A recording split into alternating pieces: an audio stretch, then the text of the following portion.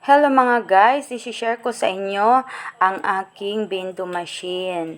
Yan, GRL po ang tawag natin dyan sa aming Bendo machine na yan. Alam nyo kasi, ito kasi ay isang taon na ngayon, kaya ipapakita ko sa iyo at ipapasilip kung kumikita ba ako talaga sa loob ng isang taon. Elilis po natin dito. At ayan, papasilip po sa inyo. Siyempre, bubuksan muna natin at kukunin natin yung laman ng Bendo machine. Dati kasi, ay every week akong kumukuha ng ating kita. Kaso nga, medyo taghirap nito nakaraang linggo. Kaya ito, ginawa ko muna 2 weeks po yan. 2 weeks yung ating kita at 2 weeks din po ang laman ng box natin na yan. Kaya samahan niyo po akong magbilang kung magkano ba talaga ang ating kinikita sa loob ng isang taon. Ililis po natin dyan yung ng Bendo machine, kuryente, at ganun din po yung ating internet. Okay, bibilangin po natin yan kung magkano yung ating 2 linggo. Medyo okay naman, di ba? Okay, siyempre unahin natin yung pagbilang yung 5 piso, 10 piso, bago yung tig-piso. Bibilangin na muna natin mga kananay, mga guys. Ayan. O ayan, nabilang na nga kay bilis-bilis. O diba, hindi ko na pinakita sa inyo kasi aabutin tayo ng kahit tagal-tagal. At ayan nga, baka sabihin nyo, bakit may buo? Nahulog ba yan dyan? Siyempre, naubusan ako ng barya kaya kailangan kong magpa-barya dyan sa Bendo. At ayan na nga yung kinalabasan. Nakabuo tayo ng 500.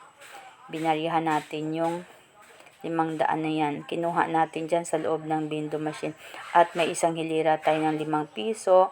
At sa 10 piso na yan ay tigi 100 yung dalawang yan. Tapos yung tigi piso naman ay tigi 100. So 500. Ang bagal ni Mare. Then 500, 1,000 na. Naghang pa.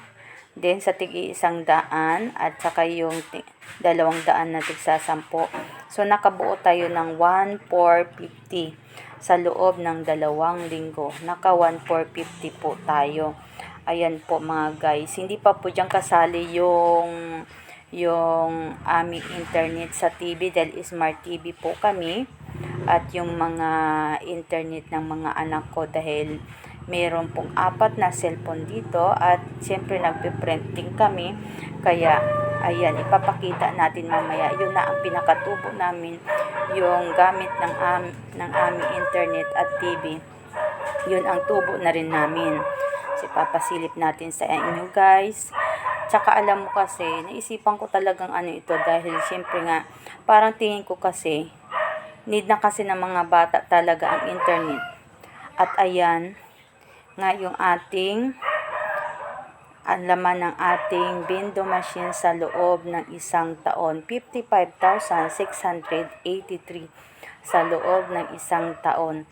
Ililis po natin dyan yung mga ginastos natin. Diba? Sa tingin nyo, lugi ba ako o may tubo? Ayan, pag may Bendo ka, nakikita mo syempre yan sa yung cellphone. Kung magkano yung kinita mo ngayon, kahapon, o nung isang araw. Bali 3 araw lang yung pwedeng makita dyan. At ito na nga, mga nanay, ayan. Nandyan yung internet 20K sa loob ng isang taon, 12 months siyempre, at kuryente. At yung halaga ng Bendo, 11,000 kasi nabili ko yan. So, ibig sabihin, ayan na, 33,400. Then, may tubo tayo na 22,280.